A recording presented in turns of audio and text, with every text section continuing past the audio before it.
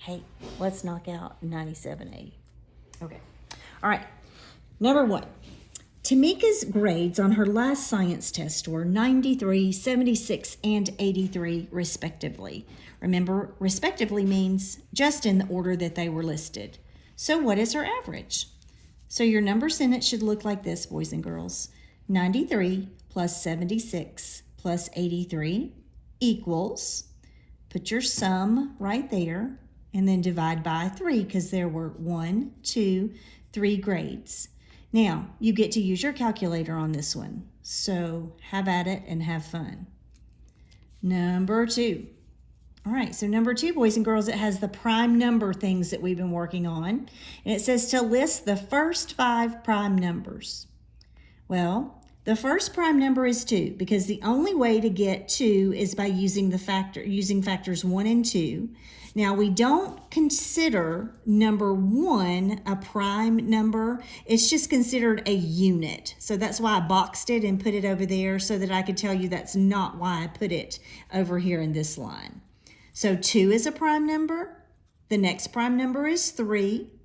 Now 4 is not a prime number because you can do 1 times 4 and you can also do 2 times 2. So right there, your 4 and your 1 and your 2, that's more than just 2 factors. So 4 is not prime. Remember, it's composite. Okay, 5 is a prime number, then 7, and then 11. Those are your first 5 prime numbers. Now it says, how do we know if a number is prime? Well, we remember the rule. A number is prime if it has exactly 2 factors. That's when you know a number is prime. Okay, let's move on. Let's go to number 3. Now, number 3 looks a little different, but I will show you how to do it. It says to write a number sentence for each number line picture. Okay, so we're going to look at our negative and positive number line.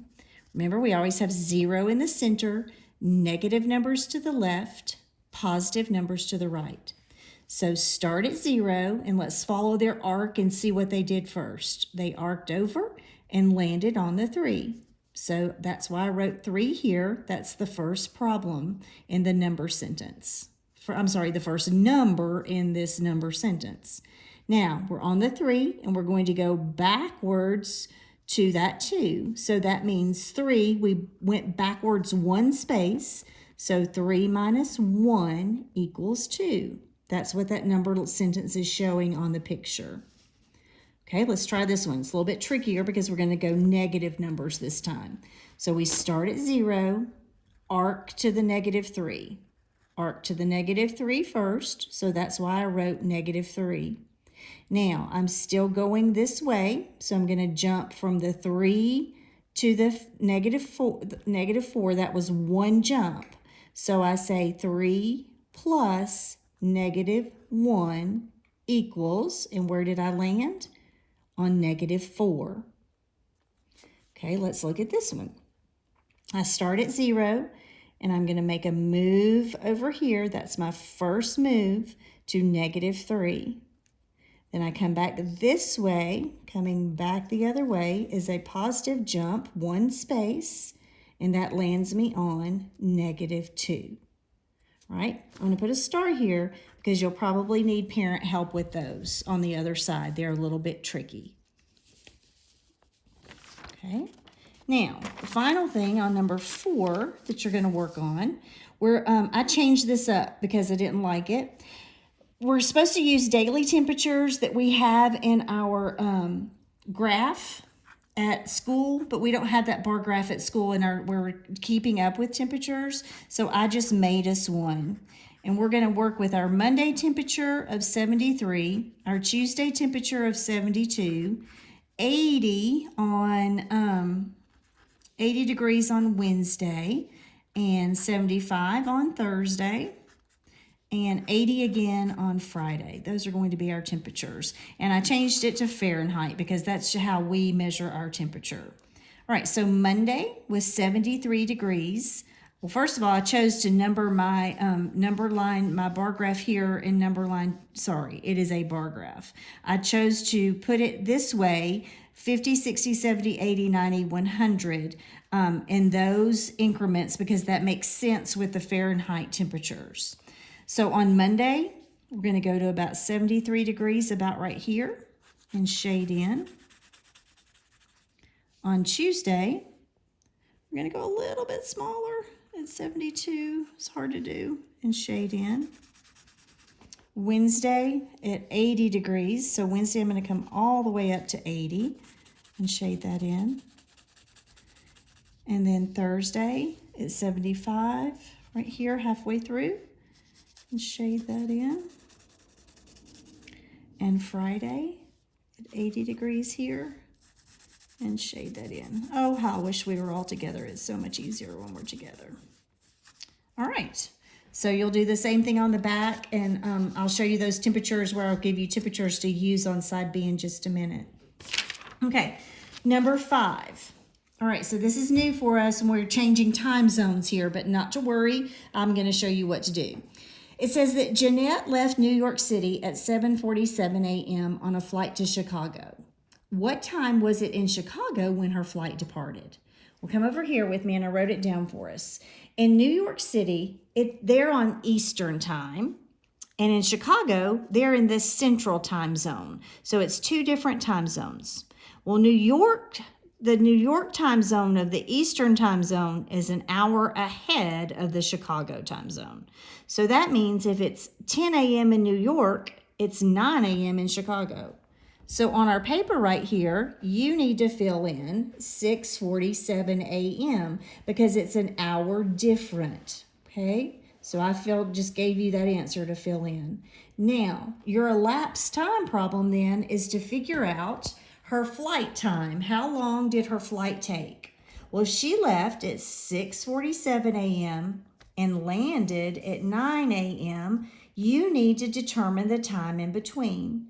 So I've shown you here a reminder of how to do your elapsed time. Remember, we chunk our hours. We go from 6:47 to 7:47, then 7:47 to 8:47. Now, normally what I would try to do is go to the next hour at 9:47. One more hour goes by, but you could see that's too much. So put the brakes on there and stop and change to minutes. So then how many minutes is it from 8:47 to get to 9? And I know that's 13 minutes. So put that all together, and her flight took 2 hours and 13 minutes. Okay. Number 6, boys and girls, I think you can handle those without my help. Just get your answers, double check your work, and then ask Mom or Dad to check those for you. Okay. Now, the things you'll need to help you with, side B. Same thing here. Use your calculator on number 1. Number 2, all you have to do is circle prime numbers. Okay, I'll give you a hint. Let's see.